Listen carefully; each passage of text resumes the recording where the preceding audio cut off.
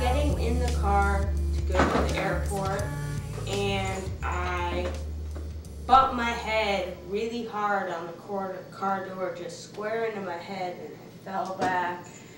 And pretty much within 30 minutes, my arm wouldn't stop shaking. So I get back to St. Louis, living with a friend at the time who happened to work in the ER. So weeks were passing, my arm didn't stop shaking, and I had vertigo, so I began to walk with a tilt. My roommate at the time, my mother and I went out to dinner, and she's like, "Marsha," that's my mom, "ask Chloe to pick up that glass with her left hand." Clearly knowing I wasn't capable of doing such, she nailed me. My mom instantly knew there was a problem, started going to the doctor, and for me it's kind of all a big blur because I was so physically screwed up. I got so sick to my stomach, I thought I was going to throw up in the guy's office because I think I knew better than anybody what the disease meant. Your brain forms these plaques on top of your brain, which produce symptoms, and those can range from numbness and tingling in your foot to blindness in one eye to losing the ability to walk. We went to the first neurologist, who was the pediatric neurologist, and they had done the MRI, and the night before he had called and said, "I need to see you in my office," but he wouldn't tell us what was wrong, and we were scared to death. And we got into his office, and he had the scans all up on his shelf. But the first thing we thought was it was a brain tumor. Yeah, except that they had done a CAT scan, and Yeah. there was nothing on the CAT scan. And so we went into his office, and he had scans all over, and he started pointing out what were lesions. And what he said was, this looks like multiple sclerosis. Until the MRI came out, people weren't being diagnosed so regularly. And so it was generally people who were very disabled that would get the MRI. But luckily there's medication now, because there wasn't, until very, 70s, very 80s? In the 80s, Yeah. I think was the first MS medication to just slow it down, something to try to slow it down. You know, it's funny, yesterday you said what were the scariest things or what was the funniest thing? Yeah. This might be the funniest thing, was us sitting around the living room, or TV room, with syringes, with salt water, jabbing ourselves in the thigh and injecting it into each other to try to get a whole sense of what that meant, what that was all about. And with the presumption being that you were going to be able to do this yourself. And it was, yeah, well, no, that didn't work. Wouldn't work for me. I mean, you know, did it a couple of times. It was just horrible. Once I moved to Portland, I was like, I would really like to meet somebody who's my age, who's gone through this same shit. And so I was in contact with the MS Society, just asking if they had groups for younger people or blah, blah, blah. At the same time, another woman was calling, asking the same thing, or saying we need to do something about this.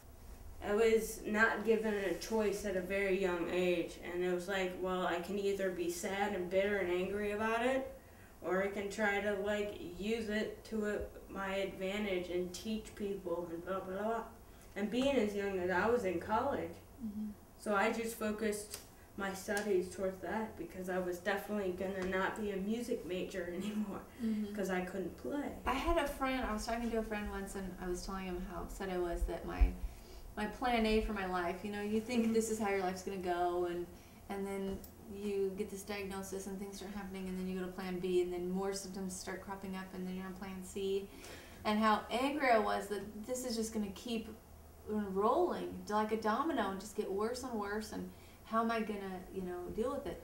And he said to me, how do you know that plan B isn't the way it's supposed to be from the beginning? What makes you think that you were supposed to have plan A for your life. So I think it is up to you, if you are diagnosed with MS, how the rest of your life goes on from here. It can either be crappy and you can sit at home and cry about it and not go on any drugs, or you can just make the best of it and, you know, like you did and I did, of just trying to go on and have this support group for people our age so that, you know, we can all be together and still remember what it's like that we're still young. Because when I was diagnosed, I felt very alone. I didn't know anyone with it, never heard of it before. I just thought I was basically screwed, because all I knew was that this disease, people in wheelchairs. I never felt like you were screwed. I always felt like if you decided you were screwed, you were screwed. Worry about the future. That's not true. I worry about it in so much as like I said before, letting the disease control you or overrun your life, keeping you from doing things, you know? Like, I worry about it keeping her from meeting people, or I worry about it keeping her from trying things that maybe she thinks she can't do, because in my opinion, she can do anything she puts her mind to. And that's why I never wanted to go to a regular support group, because I was like, they're not me, you know? They're generally older, much more disabled, and in a totally different mind frame than I am. Bitter and...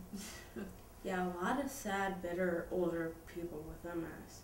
So that's why you see such an older generation of people with MS. Mm-hmm. But I know that the younger people just getting younger and younger. You know, I heard about a 10-year-old and a 14-year-old. Mm-hmm. And I'm like, I was 20. I was young. Yeah, Ultimately, it changed. has nothing to do with the MS. Yeah. Ultimately, it has to do with, you know, Who where you your are. heart is, who you are. Yeah. How motivated you are to... Yeah. Because life goes on. I mean, Yeah. even though you can't walk or you have a tremor, life is going to continue to go on, and you're just going to grow old with it, regardless. Having the cello ripped from me and the piano ripped from me like it was, and to eventually find another outlet in that was probably the best thing that's ever happened. I started spinning records actually before I was diagnosed, so I already had the pre-understanding of how to do it.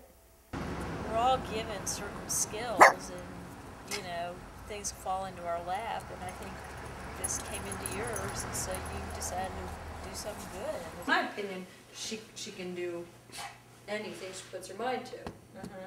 Within reason, of course. She's not going to be a large black man anytime soon, but she can try. The perspective that we have on life, on being able to, you know, not taking it, things for advantage, you know, like walking, movement, mobility, I think everything. I think we see life very differently than most people, and I think that's the blessing. Yes. That really is the blessing, and to show other people and teach other people, you know, to look through our lens for a minute, you know, and maybe, you know, they can see their lives a little differently.